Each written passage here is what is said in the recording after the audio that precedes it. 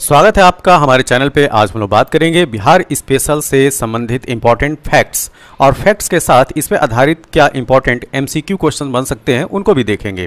तो हमारा जो पहला चैप्टर है बिहार स्पेशल से वह चैप्टर है सामान्य परिचय। तो पहले हम लोग जो है इंट्रोड्यूस होंगे कि बिहार स्टेट वास्तव में है क्या। ठीक है, तो आप मेरे पीछे जो है बिहार का मैप देख रहे हैं, इसमें जिले जो हैं इंगित हैं और साथ में इसके जो बाउंड्री वाले स्टेट हैं और एक जो अंतर्राष्ट्रीय सीमा रेखा लगती है उसका भी जो है मैप में आप विधिवत देख सकते हैं। ठीक है, तो सामान्य परिचय की शुरुआत जो है इस मैप की स्टडी से ही करेंगे।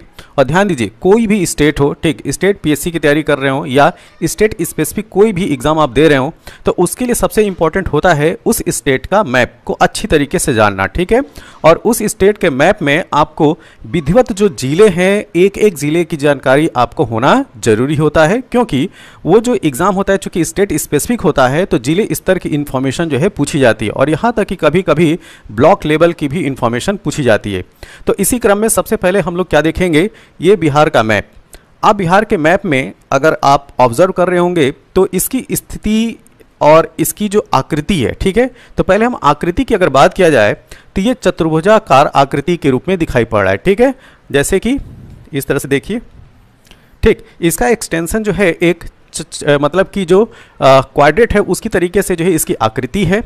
और ईस्ट वेस्ट नॉर्थ साउथ उसको अगर हम बात करें तो इसके नॉर्थ में, ठीक है, नॉर्थ में नेपाल की सीमा लगती है जो कि अंतर्राष्ट्रीय सीमा है, किसके साथ, नेपाल के साथ। अगर हम साउथ की बात करें, ठीक है, इधर तो नॉर्थ हो गया, साउथ की बात करें तो इसका जो सदर्न डिस्ट्रिक्ट है वो है झारखंड। अब इसी क्रम में वेस्ट की अगर हम बात करें, ठीक है, पश्चिम, तो पश्चिम में है उत्तर प्रदेश। अगर हम ईस्ट में बात करें तो ईस्ट में है पश्चिम बंगाल। तो नॉर्थ, साउथ, ईस्ट और वेस्ट। नॉर्थ में क्या, अंतर्राष्ट्रीय सीमा रेखा किसके साथ लगी हुई है, नेपाल की साथ लगी हुई है। और ईस्ट में बात करें, ठीक, वेस्ट में बात करें तो उत्तर प्रदेश है, साउथ में बात करें तो झारखंड स्टेट है और ईस्ट में बात करें तो पश्चिम बंगाल है। तो तीन राज्यों के साथ इसकी सीमा रेखा लगती है और जो नॉर्थ वाली सीमा रेखा है वह नेपाल देश के साथ लगती है।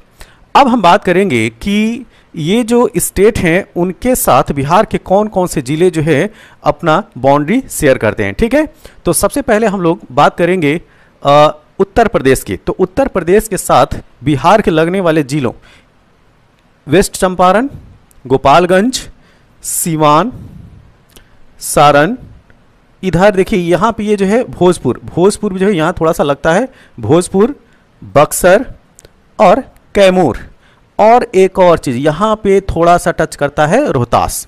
तो कितने जिले हो गए, एक वेस्ट चंपारण, एक गोपालगंज, दो सीवान, तीन सारण, चार भोजपुर, पाँच बक्सर, छः कैमूर, 7 और रोहतास 8। तो उत्तर प्रदेश के साथ बिहार के 8 जिले जो हैं अपनी सीमा साझा करते हैं। तो यहाँ पे हम 8 लिख दिए, 8 जिले हो गए। ठीक है, उसी तरीके से हम लोग बात करेंगे झारखंड के साथ कितने जिले बिहार के लगते हैं। ठीक है, तो झारखंड के साथ हम लोग जो है ईस्ट टू वेस्ट देख लेते हैं। ठीक, तो झारखंड के साथ ये हो गया कटिहार, भागलपुर, बांका, जमुई, नवादा, गया, औरंगाबाद और इधर हो गया रोहतास। तो कितने जिले हो गए, कटिहार 1, भागलपुर 2, बांका 3, जमुई 4, नवादा 5, गया 6, औरंगाबाद 7 और रोहतास 8। तो झारखंड के साथ भी जो जिलों की लगने वाली संख्या है वो है 8। अब हम बात करेंगे पश्चिम बंगाल के साथ। ठीक है, इसको थोड़ा सा क्लीन कर देते हैं। पश्चिम बंगाल के साथ कितने बिहार के जिले जो है वो सीमा रेखा जो है साझा करते हैं। तो ये है एक किशनगंज, दूसरा पूर्णिया और तीसरा जो है कटिहार। तो 3 जिले बिहार के पश्चिम बंगाल के साथ सीमा रेखा साझा करते हैं। तो ये तो वो राज्य हुए, 3 राज्य जो बिहार के साथ लगे हुए हैं और उनके जिलों के बारे में ब्यौरा हुआ। ठीक है, अब हम नेपाल की स्थिति को देख लेते हैं। ठीक, नेपाल के साथ सीमा किसकी लग रही है, वेस्ट चंपारण 1, ईस्ट चंपारण 2, सीतामढ़ी 3, मधुबनी 4, सुपौल 5, अररिया 6 और किशनगंज का देखिए इधर 7। तो टोटल 7 जिले जो हैं नेपाल के साथ बाउंड्री बनाते हैं। तो इस तरीके से आप याद रखिए नेपाल के साथ 7 जिले लगे हुए हैं, उत्तर प्रदेश के साथ 8 जिले लगे हुए हैं, झारखंड के साथ भी 8 जिले लगे हुए हैं और वेस्ट बंगाल के साथ 3 जिले जो है बिहार के लगे हुए हैं।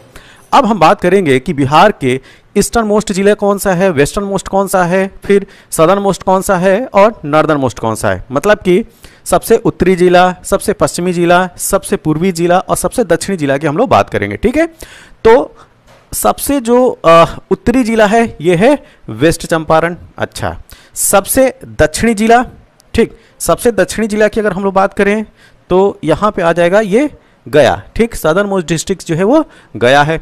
अच्छा, वेस्टर्न मोस्ट कौन सा है, कैमूर। ठीक, ये है कैमूर। सबसे पश्चिम का जिला जो है वो कैमूर है।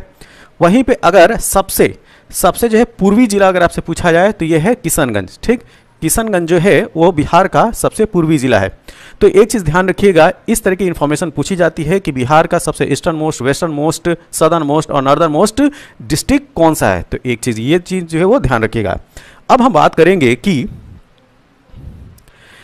बिहार में टोटल जिलों की संख्या कितनी है। तो ध्यान दीजिएगा, बिहार में जो जिलों की संख्या है आज की डेट में जिलों की संख्या है 38। लेकिन जब यह बिहार से जब झारखंड अलग हुआ था तो उस समय जिलों की संख्या 37 थी। तो अब प्रश्न ये आता है कि वह 38वां जिला कौन सा था। ठीक है, तो 38वां जिला जो है ये अरवल है। क्या है, अरवल। इसको याद रखिए, ये अरवल। ठीक है, जहानाबाद से बॉर्डर सीमा लग रही है, फिर भोजपुर से लग रही है, पटना से भी लग रही है, औरंगाबाद से, गया से और इधर रोहतास से।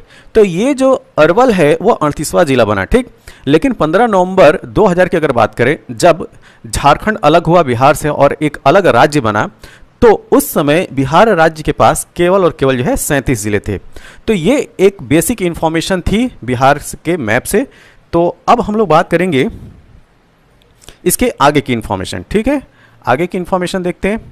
अब हम लोग बात करेंगे बिहार की जो स्थापना है। ठीक है, इस्टेब्लिशमेंट कब हुआ। तो ध्यान दीजिएगा, बिहार की जो स्थापना होती है वो 22 मार्च 1912 को होती है। कब होती है, 22 मार्च 1912 को। और इसी वजह से बिहार का स्थापना दिवस 22 मार्च को मनाते हैं। ठीक है, तो बिहार का स्थापना दिवस कब मनाया जाता है, 22 मार्च को। देखिए, जब 1912 में जो बिहार निकल के आता है तो उस समय उड़ीसा उसके साथ में, उड़ीसा एक अलग प्रांत नहीं था। ठीक है, और बिहार जो है शुरू में जो है वो बंगाल का ही पार्ट हुआ करता था। तो जो बंगाल प्रोविंस है उसमें बिहार और आज की डेट का उड़ीसा सब समाहित है। तो 1912 में जो है बिहार का अस्तित्व आता है। कब, 22 मार्च 1912 को। इसी वजह से 22 मार्च को जो है हर साल हम बिहार दिवस मनाते हैं। अब बात करेंगे हम अगली इंफॉर्मेशन के बारे में। इसका नामकरण, जो बिहार है वो इसका नाम कैसे पड़ा। ठीक है, तो देखिए, जो बौद्ध भिक्षु हैं जहां पे रहते हैं, ठीक है, तो उनका जो रहने का स्थान होता है उसको विहार बोलते हैं, विहार। ठीक है, लेकिन वो धीरे धीरे ये जो है बोलने बतियाने में जो है ये जो शब्द है वो बिहार कहा जाने लगा। ठीक है, क्या कहा जाने लगा, बिहार। ठीक है, और बिहार जो है वो घूमने वाली जो जगह होती है या कहीं पे घूमने जाना भी वो बिहार के अंतर्गत आता है, वो भी एक टर्म है। ठीक, तो लेकिन इसका जो प्रादुर्भाव है, जो बौद्ध भिक्षु हैं उनके जो रहने का स्थान है उससे जो है कोरिलेट कीजिएगा, उनके रहने के स्थान को विहार बोला जाता है। और जहाँ पे बौद्ध भिक्षु पूजा पाठ करते हैं उसको क्या बोलते हैं, जी हाँ, उसको बोलते हैं चैत्य। ठीक, तो ये भी चीज़ याद रखिएगा। अब हम जो है आगे बात करते हैं, क्षेत्रफल की बात करते हैं। ठीक है, तो क्षेत्रफल की दृष्टि से भारत में 12वां स्थान है। ठीक है, लेकिन जब जम्मू एंड कश्मीर राज्य जो है उसका पुनर्गठन नहीं हुआ था 2019 में, तब बिहार का क्षेत्रफल की दृष्टि से 13वां स्थान था। लेकिन जैसा कि हम जानते हैं कि 2019 में जम्मू एंड कश्मीर का जो है वो पुनर्गठन होता है, रीऑर्गेनाइजेशन होता है, जिसमें जम्मू एंड कश्मीर के जो है वो 2 भाग होते हैं और 2 यूनियन टेरिटरी बन जाते हैं। ठीक है, एक Jammu and Kashmir union territory और दूसरा जो है लद्दाख यूनियन टेरिटरी।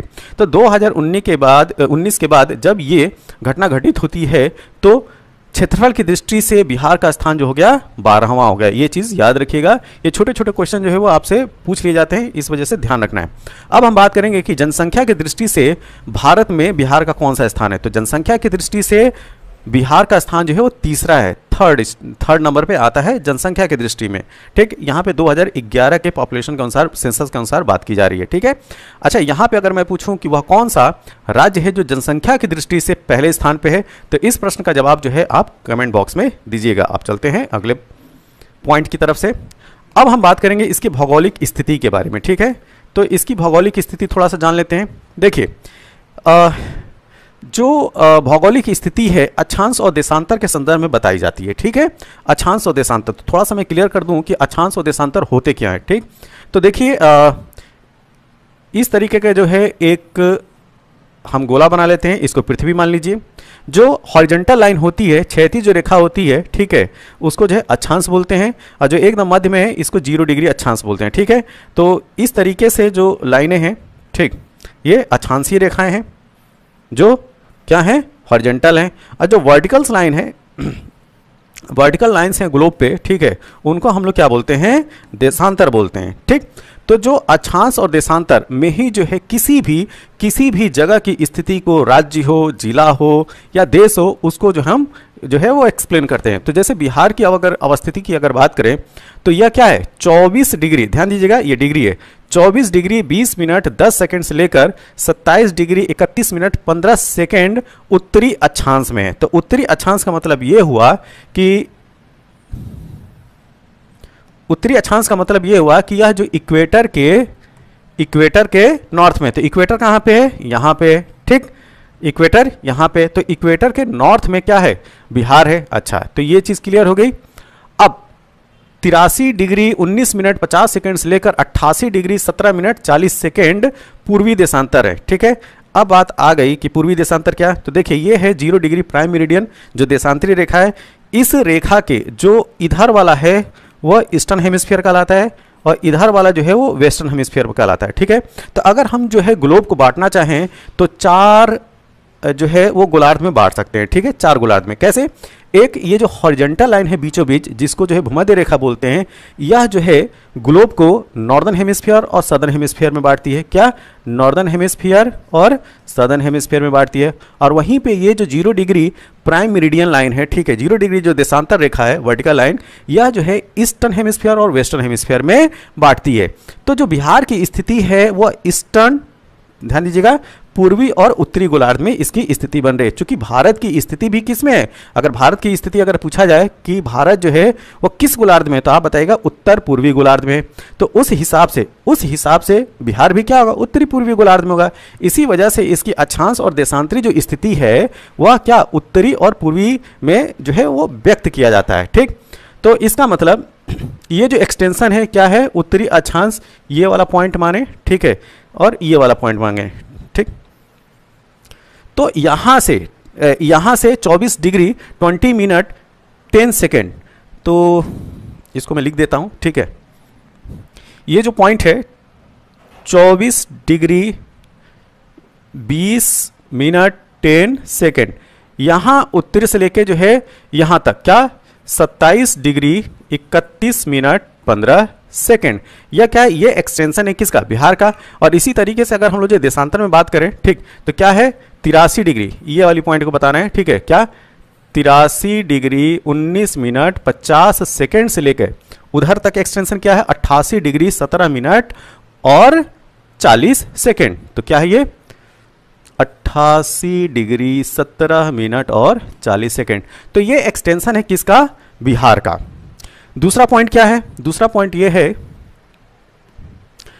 कि इसका क्षेत्रफल कितना है, ठीक है। तो अगर आपसे पूछा जाए कि बिहार का क्षेत्रफल कितना है, तो 94,163 स्क्वायर किलोमीटर, 94,163 स्क्वायर किलोमीटर इसका क्षेत्रफल है।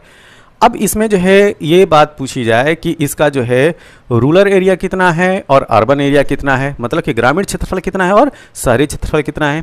तो इसमें से 92,257.51 स्क्वायर किलोमीटर जो है ग्रामीण क्षेत्रफल है, और वहीं पे मात्र, ध्यान दीजिएगा, मात्र 1,905.49 स्क्वायर किलोमीटर जो है वो शहरी क्षेत्रफल है। इसका मतलब बिहार जो है एक जो है रूरल जो है वो स्टेट है, ठीक है, मतलब मोर डोमिनेंट क्षेत्रफल किसका है, रूरल का, ठीक है, ग्रामीण क्षेत्रफल है। अच्छा, अगर लंबाई की बात की जाए उत्तर से दक्षिण, ठीक, तो उत्तर से दक्षिण का मतलब ये, ठीक है। तो नॉर्थ टू साउथ जो लेंथ है बिहार की वो है 345 किलोमीटर, कितना, 345 किलोमीटर। अच्छा, पूरब से पश्चिम की जो चौड़ाई है वो 483 किलोमीटर है, कितना, 483 किलोमीटर। इसका मतलब कि जो पूरब से पश्चिम का जो एक्सटेंशन वो ज़्यादा है और नॉर्थ टू साउथ जो है वो कम है। तो ये जो है भौगोलिक स्थिति हो गई किसकी, बिहार की। अब आगे की इंफॉर्मेशन देखते हैं। अब हम बात करेंगे इसके पॉलिटिकल सिनेरियो की। ठीक, तो शासन पद्धति की अगर बात किया जाए बिहार में, तो क्या यहाँ पे संसदीय शासन प्रणाली है, और संसदीय शासन प्रणाली जो है वो पूरे भारत में है। ठीक, तो चूंकि भारत का ही राज्य है तो यहाँ पे भी क्या है, संसदीय शासन प्रणाली है। अब ये प्रश्न आता है कि संसदीय शासन प्रणाली क्या होती है। संसदीय शासन प्रणाली वह होती है जिसमें जो लेजिस्लेचर होते हैं, ठीक, विधायिका जो है वह उत्तरदायी विधायिका होती है। ठीक है, वह संसद के प्रति उत्तरदायी होगी। तो यहाँ पे क्या होगा, यहाँ पे क्या होगा, स्टेट में तो जो लेजिस्लेटिव असेंबली है उसके प्रति जो है एमएलए जो है उत्तरदायी होते हैं। तो संसदीय व्यवस्था जो है एक उत्तरदायी सरकार होती है जिसमें लेजिस्लेचर जो है वह हाउस के या सदन के प्रति जो है उत्तरदायी होते हैं। ठीक, द्विसदनी बात की गई है। द्विसदनी का मतलब इसमें जो है दो हाउस होंगे। ठीक, एक होता है विधानसभा और दूसरा है विधान परिषद। ठीक, तो भारत में जो है कुछ ही राज्य हैं जहां पे द्विसदनीय व्यवस्था है, जैसे बिहार हो गया, महाराष्ट्र हो गया, उत्तर प्रदेश। ठीक, तो विधानसभा और विधान परिषद दो हाउस वाला अगर कोई स्टेट है तो ये बिहार है, ये चीज़ याद रखिए। अगर आपसे पूछा जाए कि बिहार में कुल लोकसभा की सीटें कितनी है तो वो 40 हैं। अगर इसमें पूछा जाए कि कितनी रिजर्व सीटें हैं तो इनकी संख्या 6 है। राज्यसभा की सीटों की संख्या कितनी है, 16 है। ये प्रश्न पूछे जाते हैं, इस वजह से ये जो आंकड़े हैं आपको याद रखना है। ठीक, अच्छा, विधानसभा में सदस्यों की संख्या, जो लेजिस्लेटिव असेंबली है उसमें सदस्यों की संख्या कितनी है, 243। ठीक, कब, 15 नवंबर 2000 के बाद। ये बात क्यों लिखी गई है, क्योंकि 15 नवंबर 2000 को बिहार से झारखंड एक अलग राज्य बन गया था। ठीक है, तो अब जो है बिहार में जो विधानसभा की जो सीटें हैं वो 243 हैं। ठीक, 243। विधानसभा में सुरक्षित सीटें कितनी हैं, 40। तो यहाँ पे देख लीजिए, लोकसभा में जो सुरक्षित सीटें हैं, रिजर्व सीटें हैं वो 6 हैं, जबकि विधानसभा में टोटल जो सुरक्षित सीटें हैं वो 40 हैं, जिसमें से एससी की 38 सीट सुरक्षित है और एसटी की 2। ये पॉइंट बहुत ध्यान से जो है अपने दिमाग में रखना है। अच्छा, विधान परिषद जो लेजिस्लेटिव काउंसिल है उसकी कुल कितनी संख्या, ये है 75। तो याद रखिएगा, जो विधानसभा की टोटल सीटें 243, विधान परिषद की टोटल सीटें 75, और विधानसभा में कुल सुरक्षित सीटें 40, जिसमें एससी की 38 और एसटी की 2। लोकसभा में सुरक्षित सीटें 6, लोकसभा में कुल सीटें 40, राज्यसभा में कुल सीटें 16। तो ये चीज़ जो है आपको ध्यान रखना है। अब चलते हैं अगले इन्फॉर्मेशन के प्रति, एडमिनिस्ट्रेशन के बारे में देख लेते हैं। ठीक, यहाँ पे प्रमंडल चलता है। ठीक है, जैसे उत्तर प्रदेश में मंडल है उसी तरीके से बिहार में प्रमंडल। तो प्रमंडलों की संख्या है 9। जो प्रमंडल हैं उनके नाम जो है वो देख लीजिए, मगध, पटना, मुंगेर, दरभंगा, पूर्णिया, तिरहुत, सारण, भागलपुर और कोसी। ये जो है 9 प्रमंडल हैं। इन 9 प्रमंडल का नाम जो है आपको याद रखना है। ठीक, जिलों की संख्या कितनी है, 38। 38वां जिला कौन सा है, अरवल, जिसको मैप में हम देख चुके हैं। अनुमंडलों की संख्या है 101। महानगरों की संख्या मात्र 1 है, केवल और केवल जो है महानगर पटना ही है, जो कि बिहार की राजधानी है। प्रखंड अंचल कितने हैं, 534। पंचायतों की संख्या 8406, वर्तमान में 8406 जो है वो पंचायतें हैं। राजस्व ग्राम, इनकी संख्या है 45,103। जो राजस्व ग्राम है, ठीक, रेवेन्यू विलेज, उनकी संख्या है 45,103। तो ये जो बेसिक इंफॉर्मेशन थी प्रशासनिक से। ठीक है, अब थोड़ा हम जो है वो प्राकृतिक यहाँ पे जो है नेचर कैसा है इसको देख लेते हैं। जलवायु, अगर आपसे पूछा जाए कि बिहार की जलवायु कैसी है तो मानसूनी है। ठीक है, तो मानसूनी मतलब विशेष टाइम पीरियड में जो है वो बारिश उसको मिलती है, तो वो टाइम पीरियड क्या आता है, यही जून जुलाई अगस्त वाला टाइम पीरियड। ठीक है, तो यहाँ की जो जलवायु है, क्लाइमेट है, वो मानसूनी टाइप की है।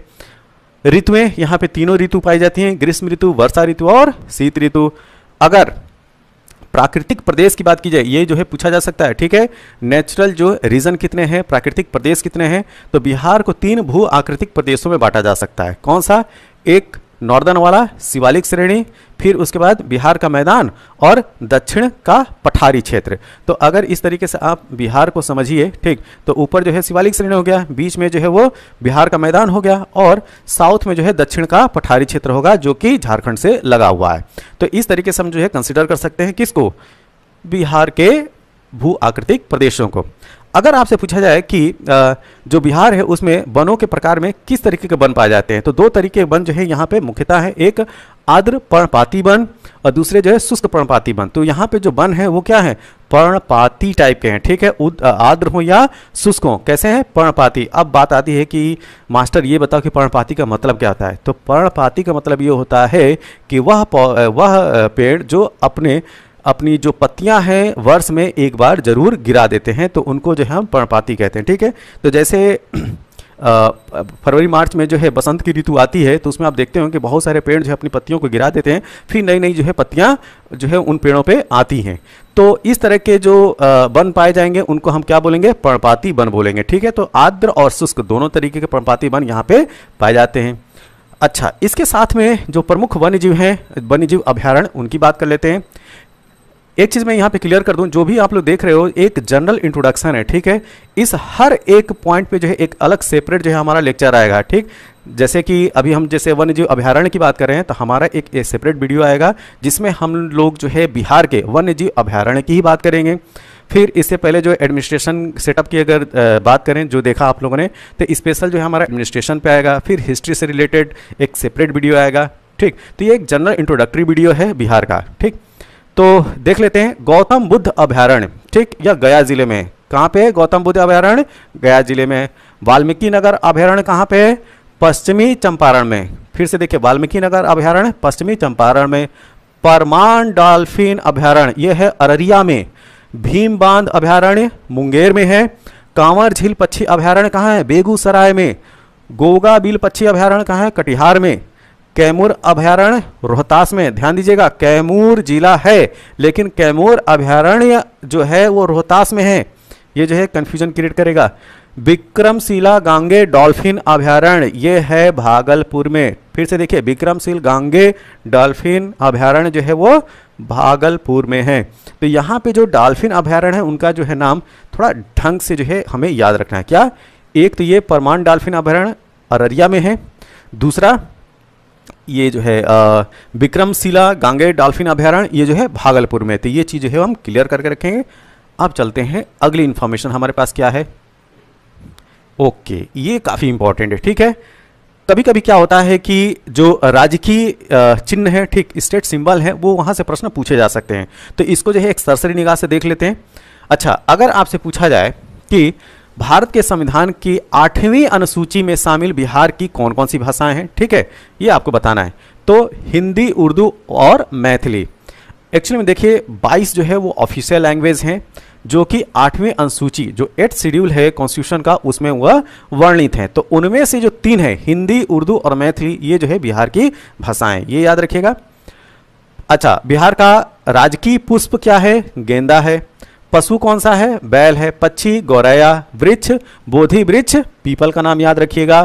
खेल कबड्डी यहाँ का राजकीय खेल है, ठीक, स्टेट गेम है। नृत्य जाट जाटिन यहाँ का जो है वो स्टेट डांस है। राजकीय फल मैंगो आम। राजकीय खाना लिट्टी चोखा, क्या बात है। राजकीय मछली है देसी मांगूर। देसी मांगूर जो है इसकी स्टेट फिश है। अच्छा, यहीं पे अगर आपसे मैं पूछूं, थोड़ा करंट अफेयर का क्वेश्चन है कि गुजरात ने हाल ही में एक मछली को अपना राजकीय मछली घोषित किया है, ठीक। तो उस मछली का नाम आप कमेंट बॉक्स में जरूर बताइएगा। अच्छा, आगे चलते हैं। राजकीय गीत क्या है, मेरे भारत के कंठहार, तुझको सत सत वंदन बिहार, ठीक, मेरी रफ्तार। तो ये जो है राजकीय गीत हो गया क्या, फिर से देखिए, राजकीय गीत क्या है, मेरे भारत के कंठहार, तुझको सत सत वंदन बिहार, ये राजकीय गीत है। और राजकीय प्रार्थना क्या है, तो सॉन्ग और प्रार्थना, प्रेयर दोनों अलग है। प्रार्थना क्या है, मेरी रफ्तार पे सूरज की किरणें नाज करें। क्या, मेरी रफ्तार पर सूरज की किरणें नाज करें, ये राजकीय प्रार्थना है। अच्छा, राज्य का महापर्व क्या है, तो जाहिर सी बात है छठ। तो यहाँ का स्टेट का जो महापर्व है वो है छठ पूजा, बड़ी ही धूमधाम से मनाई जाती है, ठीक। अब हम अगले पॉइंट की बात करते हैं। थोड़ी सी डेमोग्राफी के बारे में बात करते हैं, ठीक है, जनसंख्या के बारे में बात करते हैं कि बिहार में जो है वो जनसंख्या का स्ट्रक्चर कैसा है। तो देखिए, यहाँ पे जनसंख्या जो है हम बात करेंगे जो सेंसस 2011 का है उसके अनुसार बात करेंगे, ठीक है। तो जनसंख्या घनत्व, जो कि प्रति वर्ग किलोमीटर में व्यक्त किया जाता है, मतलब कितने लोग जो है एक स्क्वायर किलोमीटर एरिया में रहते हैं, वो जो है जनघनत्व होता है। तो बिहार का जनघनत्व जो है काफ़ी ज़्यादा है, 1106 व्यक्ति जो है पर स्क्वायर किलोमीटर रहते हैं। वहीं पे भारत जो है मात्र 382 है, क्या 382 व्यक्ति पर स्क्वायर किलोमीटर। तो भारत मतलब कि पूरे देश के हिसाब से देखा जाए तो बिहार का जो जनघनत्व है बहुत ही ज़्यादा है। ठीक, लिंगानुपात की सेक्स रेशियो की बात की जाए तो बिहार का सेक्स रेशियो जो है 918 है, जबकि देश का जो सेक्स रेशियो है 943 है। तो यहाँ पे भी जो है बिहार जो है सेक्स रेशियो में काफ़ी पीछे है। जनसंख्या वृद्धि दर, ठीक, 2001 से 2011, तो यहाँ पे डिकेडल जो 10 की जनसंख्या वृद्धि दर है उसकी बात की जा रही है। तो बिहार का है 25.42, जो कि बहुत ही ज़्यादा है। ठीक, वहीं पे भारत का क्या है 17.7% क्या है डिकेडल ग्रोथ है, 10 की जनसंख्या वृद्धि। अब हम बात करेंगे कि साक्षरता की स्थिति क्या है, लिटरेसी की। तो कुल साक्षरता जो है 61.8% है बिहार की। वहीं पे अगर हम लोग देश की बात करें तो देश की टोटल लिटरेसी रेट है 73.0। वहीं पे पुरुष साक्षरता दर है 71.2 बिहार की, और देश की क्या है 80.9%। वहीं पे स्त्री की बात करें, ये भी प्रतिशत में, तो स्त्री में स्त्री की साक्षरता की अगर बात करें तो बिहार में 51.5% जो है लिटरेसी रेट है क्या स्त्रियों की। वहीं पे देश कंट्री लेवल पे बात करें तो 64.6 है। तो ओवरऑल जो है यह इंफॉर्मेशन थी किसे, बिहार से। ठीक, बिहार के जो एक जनरल इंट्रोडक्शन है वहां से हम लोगों ने आज बात की। ठीक है, सामान्य परिचय की बात की। अब हम इसी वीडियो को कंटिन्यू करेंगे इस पे जो ऑब्जेक्टिव हैं। ठीक, तो थोड़ा सा विराम, फिर हम इसमें जो है ऑब्जेक्टिव करेंगे question. Okay, thank you. Bihar के सामान्य परिचय की थ्योरी के बाद अब हम लोग लगाएंगे इस पे आधारित क्या इंपॉर्टेंट क्वेश्चन हो सकते हैं उनको। ठीक है, तो पहला क्वेश्चन क्या है, बिहार राज्य का कुल भौगोलिक क्षेत्रफल क्या है। तो जैसा आपने थ्योरी में देखा, इसकी हम क्षेत्रफल की बात कर चुके हैं, कितना है 94,163 स्क्वायर किलोमीटर, और इसमें सबसे ज्यादा क्षेत्रफल किसका है, ग्रामीण क्षेत्रफल है। ठीक, अब चलते हैं अगले प्रश्न की तरफ। अगला प्रश्न है कि निम्न में से कौन सा बिहार की पश्चिमी सीमा पर स्थित है। ठीक है, आपको बताना है कि बिहार के पश्चिमी सीमा पर कौन सा स्थित है। तो ये है उत्तर प्रदेश, इसको भी हमने क्वेश्चन में लगा अपनी थ्योरी वाले क्लास में देखा। ठीक है, तो वेस्टर्न जो है वो क्या है उत्तर प्रदेश, ईस्टर्न क्या है पश्चिम बंगाल, सदर्न में कौन सा है झारखंड स्टेट है, और नॉर्दर्न में क्या है नेपाल है। ठीक है, जो कि अंतर्राष्ट्रीय सीमा लगती है। आप चलते हैं अगले प्रश्न की तरफ। बिहार के निम्नलिखित जिलों में से कौन सा जिला नेपाल के साथ सीमा साझा नहीं करता है। तो नेपाल के साथ सीमा साझा करने वाले जो जिले हैं उनकी संख्या हम लोगों ने क्या पढ़ा था, 7 पढ़ा था। ठीक है, क्या है वेस्टर्न चंपारण, ईस्टर्न चंपारण, सीतामढ़ी, मधुबनी, सुपौल, अररिया और किशनगंज। ठीक है, तो मधुबनी, किशनगंज और सीतामढ़ी ये तीनों जो है क्या नहीं है, पूर्णिया नहीं है। तो पूर्णिया कहाँ पे है, पूर्णिया की पोजीशन आप ये देखिए, ये है पूर्णिया जिला बिहार का, जो कि नेपाल के साथ सीमा साझा नहीं करता है।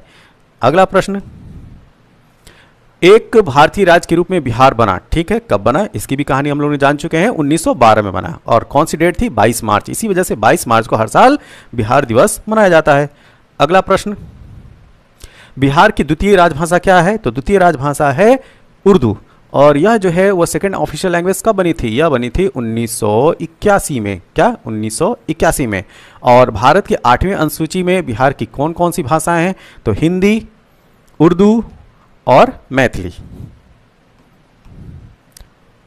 बिहार राज्य विभाजित कर झारखंड कब बना था, बहुत ही आसान सा प्रश्न है, नवंबर 2000। कौन सा नवंबर, 15 नवंबर 2000। ठीक है, ये चीज याद रखिए। नेक्स्ट प्रश्न क्या है, निम्नलिखित में से कौन सा शहर बिहार के सबसे पूर्वी भाग में स्थित है। ठीक है, तो बिहार का सबसे पूर्वी जिला बताना है इस दिए गए ऑप्शंस में। तो यहाँ पे क्या है, यहाँ पे सही उत्तर है कटिहार। अब चलते हैं अगले प्रश्न की तरफ। बिहार राज्य में कितने जिले हैं। ठीक, तो वर्तमान में जिलों की संख्या कितनी है, 38, ऑप्शन बी। अगला प्रश्न, बिहार राज्य में प्रमंडलों की संख्या कितनी है। तो प्रमंडलों की संख्या हमने क्या देखा, 9। ठीक है, ऑप्शन सी। अगला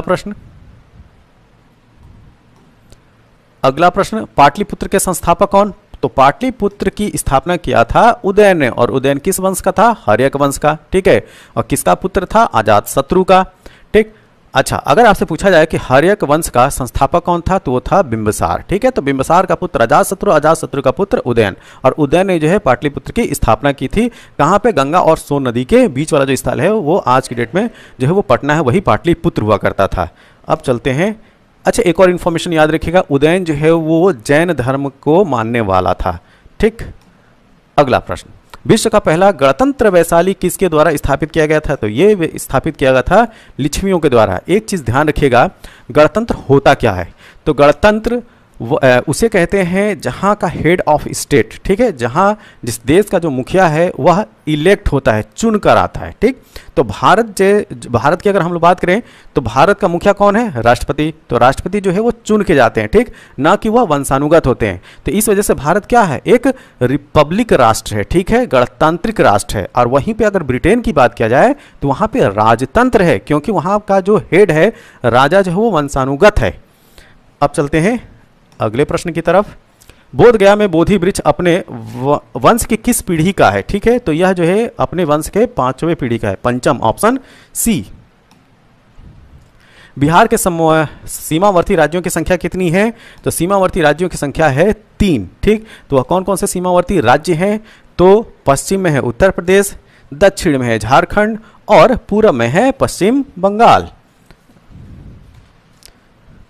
बिहार, ये क्वेश्चन जो है वो ध्यान से देखिएगा। ठीक है, बिहार की लगभग 55% जनसंख्या परम निर्धनता में रहती है, क्योंकि पहला कारण क्या बताया जा रहा है? बिहार के पास प्राकृतिक संसाधन वर्तमान संभाव्य दोनों का अभाव है। ये जो बात लिखी गई अभाव है, यही इसमें पॉइंट गलत है। ठीक है, अभाव नहीं है। ठीक, तो प्राकृतिक जो संसाधन हैं, ठीक, वो जो है वो हैं, उचित मात्रा में है। तो ये स्टेटमेंट क्या हो गया? गलत हो गया।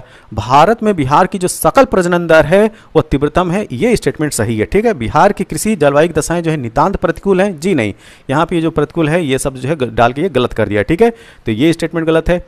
बिहार के पास गुणवत्ता युक्त ढांचागत सुविधाओं तथा व्यापारानुकूल वातावरण का अभाव है, ये पॉइंट में दम है। ठीक, ये कंडीशन जो है बिहार में देखने को मिलती है, इसी वजह से बिहार जो है वो एक्सट्रीम पॉवर्टी में है। तो ये पॉइंट सही है। तो हमारा क्या सही हो गया?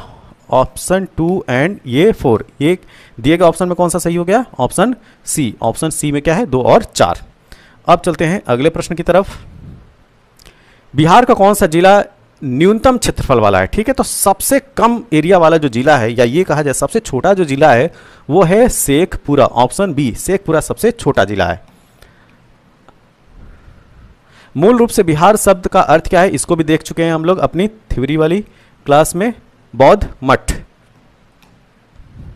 झारखंड बनने के पश्चात बिहार में लगभग कितने जिले रह गए थे? तो देखिए, ये बात तब की जा रही है जब झारखंड जो है बिहार से अलग हो गया था। तो उस समय बिहार में 37 जिले थे। ठीक है, जो 38वां जिला जो बना वो बाद में बना है। तो आज की डेट में जो है वो जिलों की संख्या जो है 38 है। कौन सा राज्य जो है डाक क्षेत्र 8 के